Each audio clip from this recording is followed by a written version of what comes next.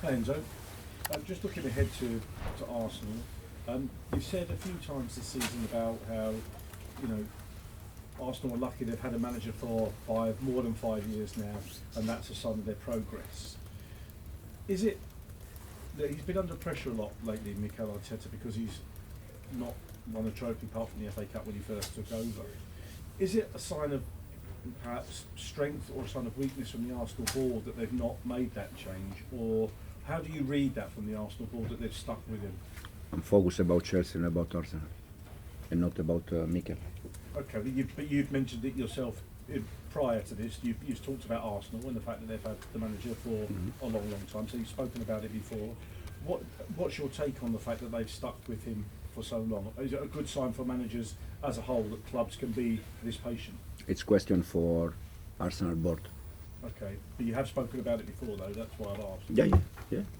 I just said that Arsenal, they have the same manager last 5 years. Then if it's correct or not, it's no question for me. So is it still a team that Chelsea would aspire to be like, that you would like Arsenal to, Chelsea to be more like, to follow that model? You've said that before. Now Chelsea is going to follow the model that they want to follow. They don't need to copy Arsenal. Okay. James? Enzo, how big do you think the gap is between Chelsea and Arsenal right now? It's quite big. The reason why is because they are working with the same manager 5 years. So the difference is quite important. With same players, they already played for some important game. But our target, our duty is to close that gap between us and them. In this moment, the table just said that the difference between us and them is, I think, 6 points, if I'm not wrong. So we are quite close, but we have still 9 games to go. You've got a good chance of winning a competition this year in Europe, but if you did qualify for the Champions League next season via the league, would that feel like a trophy in itself? In this moment, we have 2 targets. That is finish top 4 or top 5 for Champions League, and the other one is the conference. This club, this club used to play final and fight for titles. So if we are able to give to the fans and to the club again this chance to fight for title, I think it's important for us. Ben? Has the 5-0 from last season, even though it was before your time, been watched in detail and used as a motivating factor? No, we played the first leg at home here. I think it was 1-1. We played a very good game, and I didn't use for any motivation last year game. Can I just ask you as well about goalkeepers? You had said Philip Jorgensen was your Premier League goalkeeper, played tonight. Is Rob Sanchez likely to play in that game? Yeah, will be Robert playing against Do you Arsenal. expect any changes of goalkeeper now in the Premier League between now and the end of the season? Since we started, the idea was not to change keeper, but sometimes you have to modify. You have to be flexible with your idea. We do this in the game plan. We do this the way we want to attack, the way we want to defend. But also we need to be flexible on players. I think Robert needs some days off, or at least rest with this head, with mentally. And now he's back. Hopefully we are not going to change until the end. Also because I said many times we are quite happy with both keepers. Neil?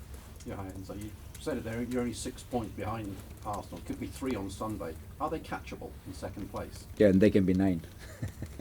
At the moment they are 6. We are not focused in if they can be 3 or 9 or 6. We are just focused how we can do our game, how we can try to beat them, and then hopefully we can do that and we can be more close. But the run you're on, it could be a target. Second place could be a target for you now. Yeah, it could be a target for sure. It's our duty to do our best, but in the same time, I think the target for us is Sunday game, and then game after game to see how we can go close.